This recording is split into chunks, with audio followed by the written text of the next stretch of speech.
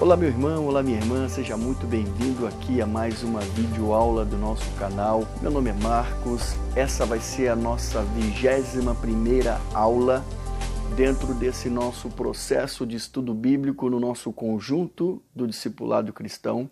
Se você ainda não conhece o nosso material, as videoaulas anteriores, eu vou deixar aqui na descrição desse vídeo o link para que você possa estar acessando o material.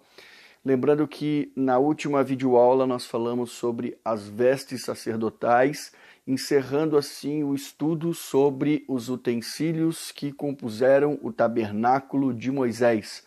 E agora então nós vamos avançar, continuando aqui um capítulo muito interessante, didaticamente cheio e rico de grandes aprendizados para nós. Só que antes de começar, eu quero fazer contigo aqui a nossa oração. Eu vou pedir para que você, então, feche os seus olhos e me acompanhe. Querido Deus, mais uma vez estamos aqui, ó Pai, para estudarmos um pouco mais da Tua Palavra. Senhor, abra nossa mente, abra o nosso coração, abra o nosso entendimento, nos dê, Pai, sabedoria e discernimento para conseguirmos compreender e estudarmos mais da Tua Sagrada Escritura. Em nome de Jesus eu oro e agradeço. Amém. Querido, então nós vamos estar falando aqui de um capítulo que ele basicamente é um capítulo épico, porque ele traz para nós ali o primeiro grande pecado do povo de Israel como nação, o pecado da idolatria, aonde eles então construíram um bezerro de ouro para adorar. E nós vamos entender agora, discutir um pouco sobre esse contexto, e vocês vão ver que nós temos aprendizados extremamente ricos para tirar desse contexto. Nós vamos usar uma metodologia diferente, nós vamos analisar o capítulo versículo por versículo, vamos evoluindo, né? Só que antes de começarmos, eu gostaria de falar para você que nós vamos ver aqui alguns protagonistas muito interessantes de serem analisados nesse capítulo. A começar pelo próprio povo de Israel, que nós vamos observar aqui um povo totalmente carregado da corrupção do pecado, que adquiriram culturalmente com os 430 anos que estiveram lá no Egito, na época que estiveram na escravidão, e lá eles absorveram toda essa cultura, todo esse conhecimento, e isso veio com eles enraizado pelo deserto. Por isso que nós vamos entender, inclusive, que Deus, quando escolhe a nação de Israel para ser a sua nação, para trabalhar em cima deles, uma das primeiras coisas que Deus tenta implementar com eles é a questão da proibição, da questão do combate ao pecado da idolatria, porque isso vinha muito forte na raiz junto com o povo de Israel. Um outro protagonista muito interessante desse capítulo é Arão. Arão, o irmão de Moisés, que foi escolhido por Deus para que fosse ali o primeiro sumo sacerdote do povo de Israel.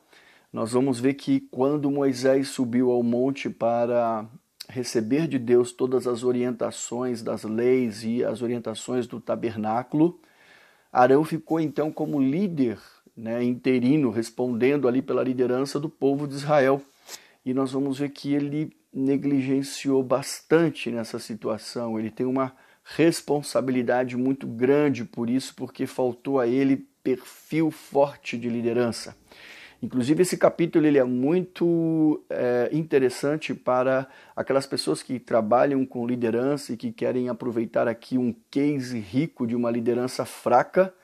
Podem ver nesse capítulo aqui uma série de posturas de Arão que podem trazer isso para a questão de um perfil de uma liderança que é totalmente volúvel, né? Uma liderança que se deixa levar pelo povo, por aquele que eles deveria liderar. Bom, nós também temos aqui um outro protagonista que é Moisés. Moisés, então, vocês vão ver que quando ele vê aquela situação, Deus orienta ele, e quando ele chega lá no sopé do monte, que ele encontra o povo naquela situação, vocês vão ver então que existe por parte de Moisés, primeira coisa muito interessante, ele reassume a liderança do povo, trazendo o povo novamente para o centro, para o lugar onde deveria estar, traz o juízo sobre a nação de Israel pelo pecado cometido e, muito interessante, ele entra num papel de intercessor a Deus pela ira de Deus contra o povo pelo pecado.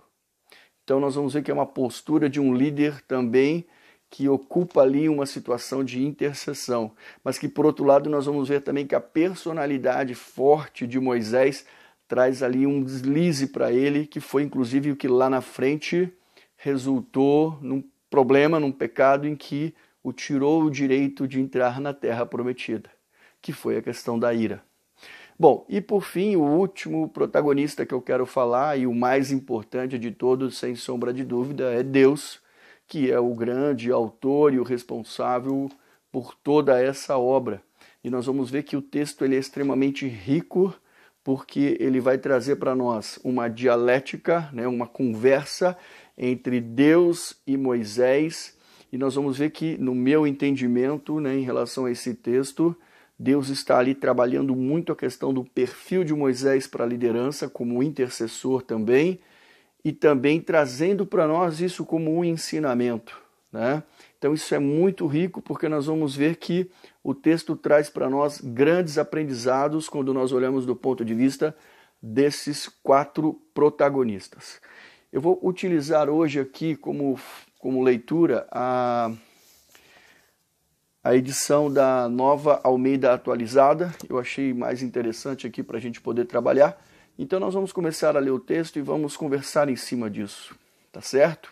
Vai ser um pouco longo esse vídeo, porque o texto é muito interessante e rico em informações, mas faz uma força, fica com a gente aí que eu tenho certeza que vai te trazer grandes ensinamentos. Bom, primeiro verso do capítulo 32 diz o seguinte: O povo viu que Moisés demorava para descer do monte, então reuniu-se em volta de Arão e lhe disse: Levanta-se, faça para nós deuses que vão adiante de nós, pois quanto este, Moisés, o homem que nos tirou do Egito, não sabemos o que lhe aconteceu. Bom, aqui o fato é que Moisés estava no Monte Horebe há 40 dias, né? 40 dias e 40 noites. A gente consegue, inclusive, confirmar esse período quando você vai lá no livro de Deuteronômios, no capítulo 9, entre os versos 9 e 11, você tira a informação de que Moisés estava lá 40 dias e 40 noites, conversando com Deus e recebendo todas essas orientações. Então nós temos aqui um povo inquieto, né? Um povo ansioso. 40 dias e 40 noites, relativamente para quem ficou 40 anos no deserto não é nada, mas um povo ansioso, né? E querendo saber o que estava acontecendo e preocupado, conseguiram ali, com essa história de cobertura, né? De preocupação, de ansiedade, corromper Arão. Arão então respondeu ao povo no verso 2: Tirem argolas de ouro das orelhas de suas mulheres, de seus filhos e de suas filhas e tragam para mim. Então todo o povo tirou das orelhas as argolas e as trouxe a Arão. E então também um outro aspecto importante que nós vamos ver que a consumação desse pecado se dá pela cumplicidade tanto de Arão como do povo. Não houve por erro só de um ou de outro. Arão deveria ter tomado uma postura de liderança e não tomou, e o povo, por sua vez, então, facilitou e corrompeu Arão em direção ao pecado. Bom, versículo 4. Esses, tendo recebido da mão deles, trabalhou o ouro em um buril e fez dele um bezerro de metal fundido. E então disseram: São esses, ó Israel, os seus deuses, que tiraram vocês da terra do Egito. Arão, vendo isso, edificou um altar diante do bezerro e fez a seguinte proclamação: Amanhã haverá festa ao Senhor. Bom, o bezerro, né? Nós temos aí nitidamente enraizado aquilo que eu falei para vocês, a questão da cultura egípcia, um animal de adoração, como símbolos que eles aprendiam naquela cultura, para que eles pudessem adorar, né? E percebemos então aí que daquele ouro recebido dos israelitas é que foi feito esse bezerro de ouro. Bom, no dia seguinte, no verso 6, madrugaram. Anota aí, madrugaram. E ofereceram holocaustos e trouxeram ofertas pacíficas. E o povo sentou-se para comer e beber e levantou-se para se divertir. Quando eu pedi para você anotar madrugaram, eu quero fazer aqui um parênteses com você. Quando existe uma cegueira espiritual por detrás da sua ação, parece que as pessoas têm até mais disposição à prática do mal. Se você é convidado, por exemplo, para fazer uma atividade para a igreja ou para o reino, por exemplo, é muito comum você ouvir o cristão, dar aquela desculpa, mas é muito cedo, tem que acordar de madrugada. Aqui, para adorar alguma coisa que não fosse a Deus, eles madrugaram. Fica com essa reflexão para você. Isso é muito interessante, isso é muito sério. A gente vê muita gente reclamando quando a gente tem que fazer alguma coisa para Deus. Mas quando é para ir para a praia, quando é para ir para se divertir, quando é para fazer alguma coisa para alimentar a carne, aí, meu amigo, nem dorme, fica ansioso, né? Então, infelizmente, é aquilo que a gente fala, a nossa carne nos conduz ao pecado o tempo todo. Prosseguindo, no verso 7. Então, o Senhor disse a Moisés. Moisés, então, estava lá no monte e o Senhor disse a ele, vá, desça porque o seu povo, o povo que você tirou do Egito, se corrompeu e depressa se desviou do caminho que eu lhe havia ordenado. Fez para si um bezerro de metal fundido, o adorou e lhe fez sacrifícios, dizendo, são esses, ó Israel, os seus deuses que tiraram vocês do Egito. O Senhor disse ainda a Moisés, tenho visto este povo e eis que é povo teimoso. Amados, olha que interessante. Primeiro que assim, né? Deus já mostra a Moisés a sua indignação com o povo. Primeiro que assim, ele já fala para Moisés, olha, desce porque o seu povo, o povo que você tirou do Egito, né, se corrompeu. Se corrompeu, inclusive, depressa. Ou seja, bastou 40 dias. Eu tinha, né, aqui na cabeça, assim, para entender o contexto, né? Deus tinha passado ao povo de Israel há 40 dias atrás, em voz de trovão, os 10 mandamentos, dos quais o primeiro mandamento é em relação à adoração somente a Deus. E 40 dias depois, o povo já estava se corrompendo e fazendo um bezerro de ouro para adorar. Então é isso que Deus está dizendo aqui, depressa, né? O povo muito rapidamente se corrompeu. E a gente começa a entender agora aqui que nessa conversa entre Deus e Moisés, ele já está transferindo, né? No entendimento assim de testar a liderança de Moisés, ele está transferindo o povo para Moisés. Olha, o seu povo, aquele povo que você tirou do Egito. E a gente vai ver que Moisés vai tomar uma posição diferente em relação a essa conversa com Deus, e a gente vai conversar muito sobre isso, porque Moisés vai falar, não, mas espera aí, né? Praticamente vai dizer assim, olha, eu estava lá no pasto, né, apacentando lá as ovelhas, e foi o Senhor que foi lá me chamar para tirar esse povo de lá. O povo, teoricamente, não é meu, é seu. E a gente vai ver que essa conversa ela é muito interessante, o desenvolvimento dela, ok? Bom, e Deus então fala para Moisés, e tenho visto, né, que eis que esse povo é um povo teimoso. E a gente vai ver que por muitos momentos da história do povo de Israel, essa teimosia trouxe ao povo o pecado. E aqui eu quero fazer uma nota de rodapé, porque muitas vezes a gente fala o povo de Israel é teimoso, o povo de Israel fez isso, como se o povo de Israel fosse um problema. Na verdade, todos esses ensinamentos bíblicos que nós temos no Antigo Testamento, eles servem para que nós hoje possamos fazer uma reflexão, porque se você parar para pensar, aquilo que aconteceu com o povo de Israel é o que acontece conosco hoje. Hoje talvez eu diria que nós sejamos aqui um povo, uma nação, né, muito mais teimoso, muito mais obstinado, muito mais propenso ao mal do que o próprio povo de Israel estava sendo. Então, assim, a gente não adianta olhar para o povo de Israel como se eles fossem um problema. Nós também somos um problema. Na verdade, a natureza humana, adâmica, pecadora, ela é desse jeito. Ali Deus só estava nos mostrando, através desses exemplos didáticos, como que é essa relação Deus com a humanidade. E quais são os problemas decorrentes disso. Então, são essas reflexões que nós devemos tirar desses contextos, ok? Bom, e no verso 10 nós temos então, agora pois deixe-me para que se acenda contra eles o meu furor. Isso aqui é Deus dizendo a Moisés. E eu os consuma, e de você farei uma nova geração. Então, basicamente assim, Deus está dizendo o seguinte, agora eu estou tão irritado com eles que eu vou acabar com todo mundo e vou começar uma nova nação de você, Moisés. Porque aquele povo lá é teimoso demais, não tem jeito, aquele povo lá não vai não, viu? E aí, amados, a gente vê aquilo que eu falo, né? Nessa análise, dessa conversa, né? Eu quero fazer aqui já de antemão um parênteses. A relação entre Moisés e Deus é algo que para nós tem que ser uma referência a buscar. Porque a intimidade era tão grande, que Moisés falava com Deus assim, de uma forma surpreendente. É claro que quando a gente, já falamos isso quando nós olhamos o esboço do livro do Êxodo, né? Que Moisés ele aponta, né, na direção de Cristo. Na verdade, Moisés vai aqui se comportar agora como um intercessor pelo povo, assim como Cristo foi por nós, né, e é por nós. Então, a postura muito de Moisés, ela faz essa relação entre o povo e Deus, como Cristo também fez, tá? Mas essa intimidade, tanto que Abraão teve, como Moisés aqui tem com Deus, é uma coisa surpreendente, é uma coisa que a gente tem que olhar assim e falar, meu Deus do céu, eu quero isso para mim, tá? Agora, um detalhe, né? Toda relação de intimidade, ela requer um valor que ele é inegociável, que é o valor da transparência, da sinceridade de coração.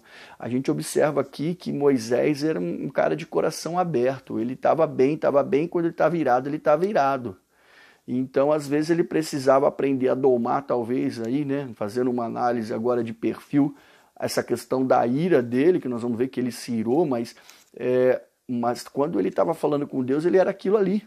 Né? A gente olha um líder, por exemplo, que é o coração aberto, aquele cara que fala aquilo que vem na cabeça dele, ele está sendo autêntico, é diferente do que aquele cara que fica pensando para dizer, mas você não tem certeza se aquilo que ele está falando vem do coração ou se é alguma coisa que ele disse para poder não te magoar ou para poder não te ferir, entenderam? Então, assim, teoricamente, a vantagem dessa relação de coração aberto é que, e mesmo que às vezes o homem entenda que ele possa fazer isso, mas com Deus não existe isso, porque, meu amigo, Deus conhece tudo. Antes de você pensar, antes de você falar, ele já sabe o que está acontecendo contigo. Então, às vezes o homem peca exatamente porque ele quer ter um relacionamento com Deus no mesmo nível que ele tem um relacionamento de falsidade com o próximo.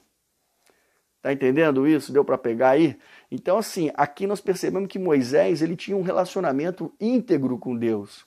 Ele falava, ele argumentava, vocês vão ver que é interessante, até que dá a impressão de que em um determinado momento Moisés está querendo trazer Deus assim para o centro. Agora, nós vamos falar sobre isso agora. Presta atenção aqui, vamos ler aqui, vamos lá, verso 11.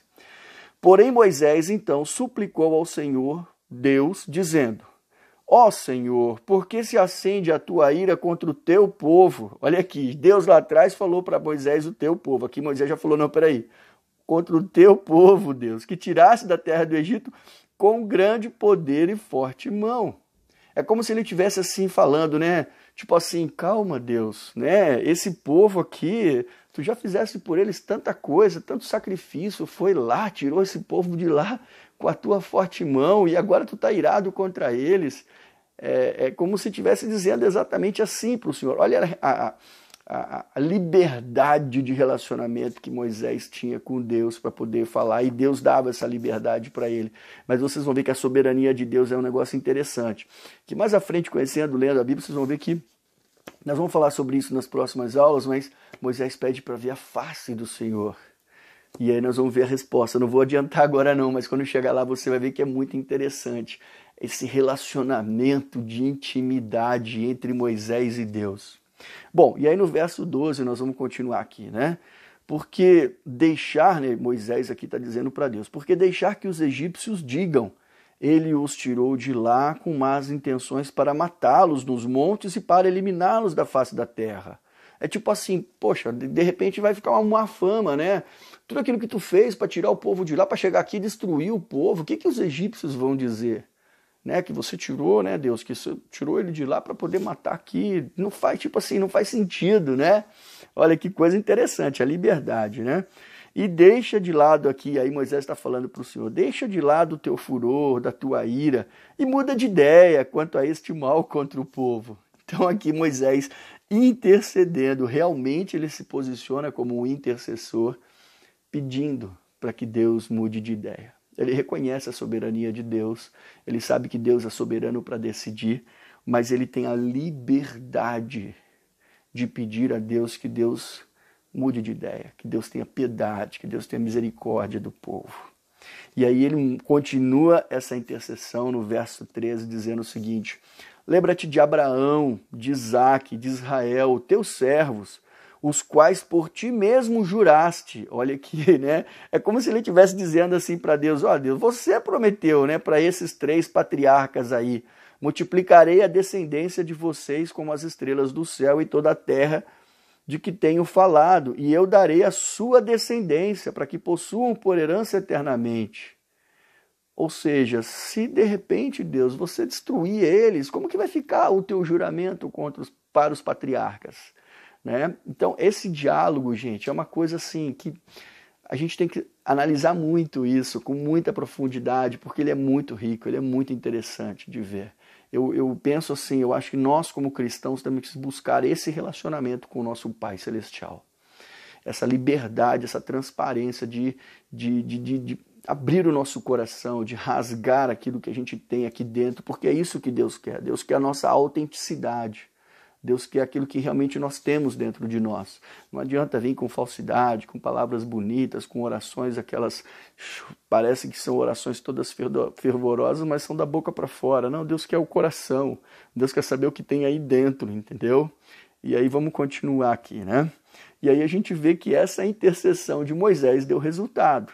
14, o verso diz assim: então o Senhor mudou de ideia quanto ao mal que ele tinha dito que traria sobre o povo. Então é isso. Deus é um Deus que quer nos ouvir. E é um Deus que nos ouve. Ele é um Deus soberano, ele não abre mão da sua soberania, mas ele é um Deus que quer que a gente se posicione, quer que a gente vá lá e peça. Por isso a importância da oração, a importância da intercessão, a importância da gente se posicionar, porque Deus muitas das vezes espera isso de nós. Ele era soberano para decidir. Talvez aqui ele estivesse querendo avaliar, né, como que Moisés se comportaria como um líder quando eu disser para ele que eu vou destruir o povo que ele deveria cuidar. Esse é outro ensinamento muito rico que nós devemos tirar desse texto. Você recebeu um ministério, você recebeu um chamado para cuidar de um povo, e esse povo está sob uma ameaça. Como que você, líder, vai se comportar diante dessa ameaça? Você vai interceder por esse povo ou você vai deixar o pau torar sobre eles? Como que você vai fazer? E olha que aqui era Deus, ou seja, e contra os outros ainda? Você tem que se posicionar, você tem que lutar por aquilo que você tem que cuidar. Deus te deu uma missão, então cuide deles, interceda por eles. E Moisés aqui estava intercedendo a Deus pelo povo. Isso é rico demais, gente. Vamos continuar aqui no verso 15. Moisés então voltou e desceu do monte com as 2 tábuas do testemunho nas mãos. Tábuas escritas de ambos os lados, de um e de outro lado estavam escritas. As tábuas eram obras de Deus, também o que estava escrito tinha sido escrito pelo próprio Deus, esculpido nas tábuas. Você que está fazendo o discipulado aí com a gente, marca aí os versos 15 e 16. É muito interessante você ter isso anotado, porque aqui diz como que eram as tábuas dos 10 mandamentos. Eram 2, escritas frente e verso, e escritas pelas mãos de Deus. Foi Deus quem escreveu.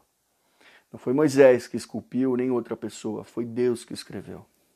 Ok? Então anota aí, deixa relacionado. Verso 17. Aí entra um detalhe interessante. Josué estava lá com Moisés. Então Josué ouviu a voz do povo que gritava e disse a Moisés: há um alarido de guerra no arraial. Vamos fazer aqui um parênteses aqui sobre Josué. Josué era guerreiro, né? Desde logo no princípio ali, vocês observam quando nós falamos sobre, salvo engano, o Êxodo 17, a guerra dos Amalequitas, né? A primeira guerra de Israel como nação. Quem foi escolhido por Moisés para ser o comandante do exército de Israel foi Josué. Então Josué tinha um perfil, uma mentalidade de militar, de guerreiro, de milico. E aí ele está descendo com Moisés lá do monte, escuta aquela gritaria toda, está tendo guerra, só pode ser. Primeira coisa que passa na cabeça de um militar é isso, né? É guerra, é bagunça, é alguma coisa, o negócio está estranho lá. Ok? Bom, e aí a gente vê que Moisés então responde para ele, verso 18. O que eu ouço não é alarido de vencedores nem de vencidos, mas é alarido de pessoas cantando. Na verdade, Moisés já sabia o que estava acontecendo, porque Deus, né, como nós já lemos agora, já tinha dito para ele sobre isso. E logo, se aproximou do arraial e viu o bezerro e as danças. Moisés ficou muito irado. Arremessou as tábuas de pedra das suas mãos e quebrou-as aos pés do monte. Amados, então olha aqui. É isso que eu quero comentar sobre o perfil de Moisés. Há alguns versículos atrás ele estava agindo como um pacificador com Deus, intercedendo pelo povo. E em alguns momentos ele estava irado, ao ponto de quebrar aquilo que Deus tinha dado para ele cuidar. Escrito e feito pelas mãos de Deus. Então aí que foi um dos deslizes que Moisés cometeu nessa situação.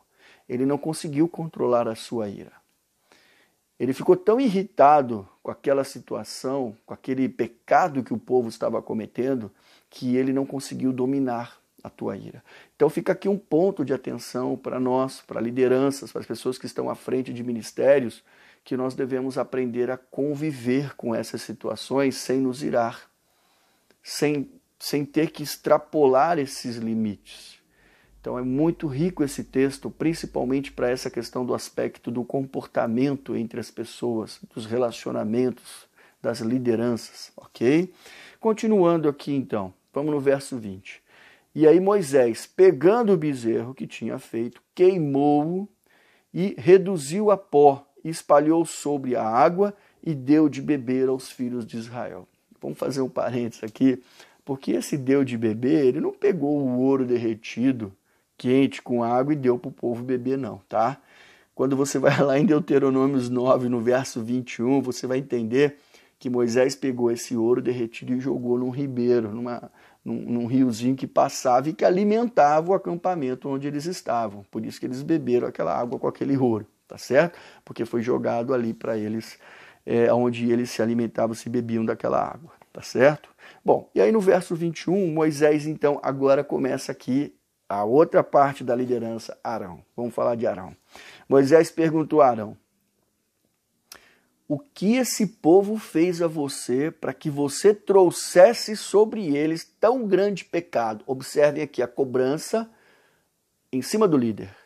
O que o povo fez a você? Ou seja, como que o povo conseguiu te dobrar, te convencer para que você trouxesse sobre eles tão grande pecado? Arão, a responsabilidade era tua. O que foi que o povo fez a você para que você cometesse ou levasse esse povo a tão grande pecado? E aí nós vamos ver aqui a postura de Arão. Olha a resposta de Arão. Arão respondeu, verso 22. Não fique irado, meu senhor. Você sabe que este povo é propenso ao mal. Olha a postura de um líder fraco. Primeira coisa, tentando botar panos quentes na situação. Calma, Moisés. Você sabe que esse povo é um povo teimoso. Ou seja, eu não tenho condições de segurar o povo. Eu não tenho capacidade de, como líder, tomar conta desse povo. Ele é um povo teimoso, eles me dobraram. Só faltou ele falar isso, eles me convenceram. É um povo obstinado, complicado de lidar com eles. Cadê a postura? Pulso firme, energia, Vamos continuar aqui. Pois me disseram, faça para nós deuses que vão adiante de nós, pois quanto a este Moisés, o homem que nos tirou da terra do Egito, não sabemos o que lhe aconteceu. Então eu lhes disse, quem tem ouro, tire-o, e me deram para mim, e eu lancei no fogo e saiu esse bezerro. Aí olha só a postura dele, Eles sabiam onde Moisés estava. Arão sabia onde Moisés estava. Qual era a postura dele? Não, vamos aguardar aqui até que Deus não falou conosco, vamos ver. Deus vai falar com a gente também o que aconteceu com Moisés. Se a gente vai continuar, se a gente não vai, se a gente vai ficar aqui, não é sair assim fazendo essas coisas. Vamos ter paciência, vamos esperar o momento certo, o time certo. Então não, como ele foi convencido, fraquejou, ele mandou o povo trazer. E aí ele fala aqui, aí eles me trouxeram aqui, ó. Eles trouxeram, Quem tem ouro, traga, e eles trouxeram, e eu joguei no fogo e saiu esse bezerro. Tipo assim, só faltou ele falar assim, o fogo fez sozinho, não foi nem eu que fiz. Então assim, é um líder omisso, Um líder sem pulso, um líder que não tem condições de realmente estar à frente, porque vocês vão ver aqui que Moisés vai ver que o povo estava sem controle. Arão perdeu completamente o controle. Agora eu quero fazer um parênteses aqui sobre isso para você. Arão, com toda essa dificuldade, com todo esse problema, com tudo isso que acabamos de falar aqui, com todos esses defeitos imputados, Arão foi escolhido por Deus para ser o primeiro sumo sacerdote de Israel. Só que também, como Deus é um Deus didático, Deus pedagogo por natureza, ele estava nos mostrando exatamente isso. O sumo sacerdote é um homem comum, é um homem normal, é um homem passível de erro, é um homem que carrega também a natureza humana. É por isso que quando nós olhamos para a questão das ofertas e dos sacrifícios, haviam sacrifícios previstos para os pecados dos sacerdotes e do serviço sacerdotal, porque Deus sabia qual era a natureza humana do sacerdote. Então não existe aqui nenhuma novidade, também não é um erro de Deus ter escolhido ele, na verdade ele está nos ensinando em relação a isso. Porque nós vamos entender que quando veio Jesus, e você vai lá no autor dos Hebreus ler sobre isso, você vai entender que Jesus foi escolhido de uma ordem diferente de Arão. Já não é mais de uma ordem fraca, humana, racional como é Arão. Jesus é um sumo sacerdote da ordem segundo Melquisedeque. Essa é a principal diferença entre a escolha e a existência do sumo sacerdote Jesus Cristo, como hoje o nosso sumo sacerdote celestial, real, eterno, e Arão. Então isso daí serve de prefiguração e de ensinamento para que nós pudéssemos entender como que isso funciona. Hoje nós olhamos para os líderes também que estão à frente, eles são passíveis de erro, são seres humanos, todos nós somos, toda a nossa natureza é assim. Não adianta você imaginar que porque a pessoa é um pastor, ou ele é um líder, ou ele é... Não, todos nós temos que buscar a perfeição, mas acontece que todos nós estamos sujeitos a erros, todos nós somos imperfeitos. Então isso serve de aprendizado para nós também. A escolha de Deus, ela tem essa didática de nos mostrar. Ele foi escolhido, ele é ungido. Nós vamos ver que Deus mostrou. Nós já falamos sobre isso quando nós falamos dos sacerdotes, né? Nós já vimos 2 videoaulas atrás sobre os sacerdotes. Então ele foi escolhido, ele foi ungido, mesmo tendo todos esses defeitos. Assim como nós, não existe ser humano perfeito. O único que morreu perfeito, imaculado, puro, foi Jesus Cristo. Então isso fica de aprendizado para nós. E vamos caminhando aqui. E aí Moisés, então, quando Moisés viu que o povo estava sem controle, né, lá no verso 25, então chamou, né, o povo para si. Vamos ver aqui no verso 26. Pôs-se em pé à entrada do arraial e disse: quem é do Senhor, vem até a mim. Então se juntaram a ele todos os filhos de Levi. E aí mais um parênteses interessante, os filhos de Levi. Nós já vimos também, quando nós falamos dos sacerdotes, que Deus escolheu os levitas como primogênitos entre as tribos de Israel. Então não é por acaso, tudo é uma prefiguração, tudo tem um sentido aqui. Observem que aquele que então se aproximou de Abraão, como aqueles que estão do lado dele, ao lado do Senhor, foram os levitas. E aí nós vamos ver então que Moisés determina o juízo ao povo, ao pecado do povo, aos quais lhe disse: assim diz o Senhor, o Deus de Israel, cada um ponha a espada na cintura, passem e tornem a passar pelo arraial de porta em porta, e cada um mate o seu irmão, e o seu amigo, e o seu vizinho. E os filhos de Levi fizeram segundo a palavra de Moisés, e naquele dia morreram uns 3.000 homens. Quando a gente traz isso para os dias atuais, vamos fazer aqui uma relação para você poder entender. Aqui Moisés está nos ensinando que nós devemos ser justos e intolerantes em relação ao pecado. Não temos que sair matando ninguém, como foi feito naquela ocasião. Mas nós não podemos aqui compactuar com o pecado. O pecado tem que ser morto pela raiz. Nós temos que amar o pecador, mas não pactuar com o pecado. Então, através desse ensinamento, através desse aprendizado, é isso que nós temos que saber trazer para nós. A intolerância que se tem que ter ao pecado. Nós cristãos, aqueles que nós acreditamos em Cristo, nós não podemos ser coniventes com esse tipo de situação. Aqui Moisés estava ensinando ao povo: olha, o que vocês fizeram foi gravíssimo. O pecado que vocês trouxeram para o povo de Israel foi muito grande, então nós temos que cortar o mal pela raiz. Tá certo? Esse é o ensinamento. Bom, e Moisés termina o verso 29 dizendo: pois Moisés tinha dito: consagrem-se hoje ao Senhor, cada um contra o seu filho e contra o seu irmão, para que hoje Deus lhe conceda uma bênção. Qual a bênção, amados? De estar vivo, né? Deus queria destruir toda aquela nação corrompida. Mas aí Moisés então se posicionou como intercessor e nós vamos ver que no verso 30 Moisés continua, né? No dia seguinte Moisés disse ao povo: vocês cometeram um grande pecado. Agora, porém, subirei ao Senhor e talvez eu possa fazer propiciação pelo pecado de vocês. Vemos aqui então Moisés ainda magoado, chamando o povo para uma reflexão. Tipo assim, agora eu vou tentar consertar a besteira que vocês fizeram, né? Bom, Moisés então voltou ao Senhor e disse: o povo cometeu um grande pecado fazendo para si deuses de ouro. Agora, pois, olha que coisa interessante, por isso que eu falo a transparência e o relacionamento de Moisés com Deus, né? Agora, pois, perdoa-lhe o pecado, ou, se não, peço que me risques do livro que escrevestes, o livro da vida, né? Bom, então o Senhor diz a Moisés: riscarei, olha que resposta interessante e linda de Deus para Moisés, riscarei do meu livro todo aquele que pecar contra mim. Então aqui fica mais uma reflexão. Moisés não havia pecado contra Deus, então estava pedindo para que riscasse o nome dele se Deus não perdoasse. Deus falou assim: não, calma, eu vou riscar aquele que pecar contra mim, não você. Você tem uma missão, né? Tipo assim, você vai continuar a sua missão, mas eu vou riscar somente aqueles, você não. Fica na tua aí, entendeu? Soberania de Deus. Soberania de Deus. Vá, pois, e aí Deus fala, vá, pois, agora e conduza o povo para o lugar que eu te falei a você. E eis que o meu anjo irá diante de você, porém no dia da minha visitação eu os castigarei pelo pecado que cometeram. Assim o Senhor feriu o povo porque fizeram o bezerro e aquele que Arão tinha feito. Eu quero só dizer aqui para você o seguinte também, né?